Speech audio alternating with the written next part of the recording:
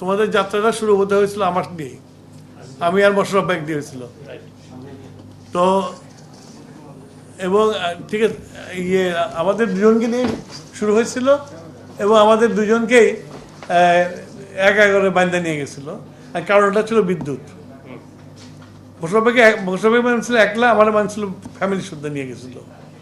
এবং এই বিদ্যুৎ মন্ত্রণালয়ে বহু ইনকোয়ারি করছে, বহু কমিশন বসেছে, আমার বিরুদ্ধে কোনো এলিগেশন পায় নাই। কিন্তু ওই যে তোমরা লিখছো যে পল্লী বিদ্যুৎ নিবিড়ীকরণ প্রকল্পের অধীনে আমরা কিনছিলাম, আমরা পোল কিনছিলাম আমরা। তো তোমরা পোলটার কথা লিখছো, আর যে এই ট্রান্সফরমার কিনছি, তার কিনছি, ইনসুলেটর কিনছি, ওগুলো কথা লেখো নাই তোমরা। This is the journalism. এবং তোমাদের এই জার্নালিজমের জন্য আমি ভিক্টিমাইজ হয়েছি, আমার ফ্যামিলি ভিক্টিমাইজ হয়েছে। আজকে বলতেছি তোমাদেরকে কথাটা, আমি তোমাদের জার্নালিজমের জন্য আমি ভিক্টিমাইজ হয়েছি।